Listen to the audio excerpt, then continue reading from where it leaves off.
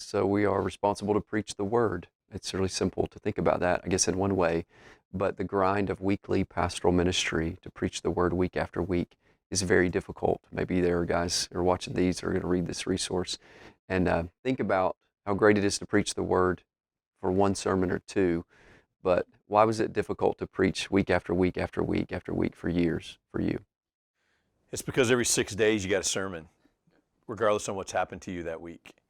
And I don't know of any congregation that'd be okay with a pastor standing up and going, yeah, so I had a rough week. The baby was up late, didn't get sleep well, so sermon didn't get done, so we should just sing a little bit and go home.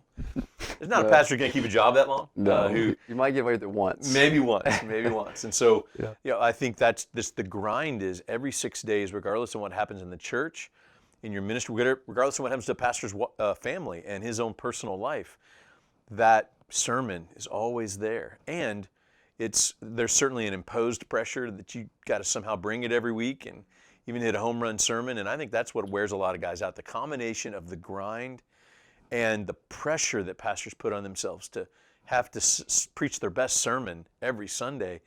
It just where you can't sustain it, wears guys out. So I found the grind. I was able to work myself out of, okay, I don't have to preach the best sermon ever each time. But the grind of every 6 days really weighs on you and wears on you, and that's why I'm a big fan of, look, you got to have time. You got to have times to break up the rhythm, have breaks, have other people preach in the pulpit for you.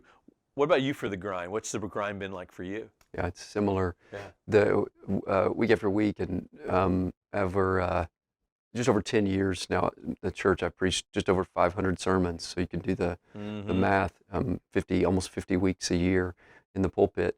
And it is that it's week after week after week, no matter what else has happened in the context of that week, it's coming.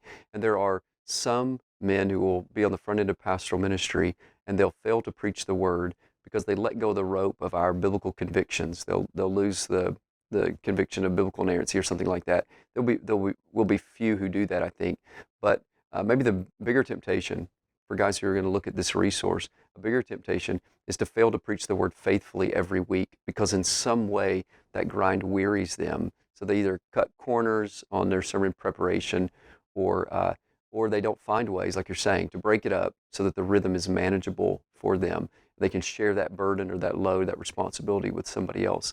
But it's definitely the same. It's the seventh week in a row where you've been preaching, every Sunday, and in several of those weeks you've had a funeral that has interrupted the week or a personal crisis or something like that. And so to fulfill this part of the ministry, to preach the word, I think is as much about endurance and being able to do it as it is about conviction. And of course, conviction's a big part of it. Yeah, and I found in the grind for me, it was every 5 to 6 weeks, there was this fatigue, this weariness that set in. And for years, wasn't sure exactly what it was. And then I finally figured it out. It was just this natural rhythm of who I am and how I'm gifted and how I prepare that 1 week off about every 6 weeks made a big difference and even if I'm not taking time off, like I'm just doing a normal week. I even fill sermon prep up with other pastoral responsibilities. Yeah. It still provided a break, a breather, really. And I remember going back to it. I was just ready to go back to it. And so once I realized that rhythm, we started making the schedule that way, that either I was gone or somebody else just preached every 6 to 8 weeks. And I got that break. And I'm convinced that that's the key to longevity, is one, having just a realistic perspective of what you should expect of yourself every week when you preach, and then having those periodical breaks. And it's good for the church, by the way, to have other voices. So I think this is a good time to just put it out there that pastors need to be raising up other people, giving other people a chance to preach. Bring a friend in to preach. Other people's voices other than your own is just good for your church. Have you found that to be true? Of course, and isn't it consistent with this resource that we would let other men preach, particularly those who are being trained in that ministry?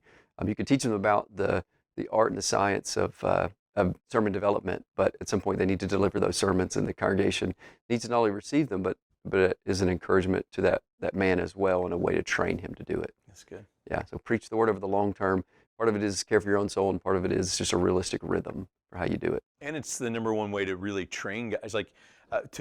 I've always joked, like, I appreciate preaching class at seminary, but preaching class is not the same as preaching in a real church with real people. That's right. Who are coming to feed on the word. And so, so give other guys chances to preach in your church. Best way to train them. Yeah, very good.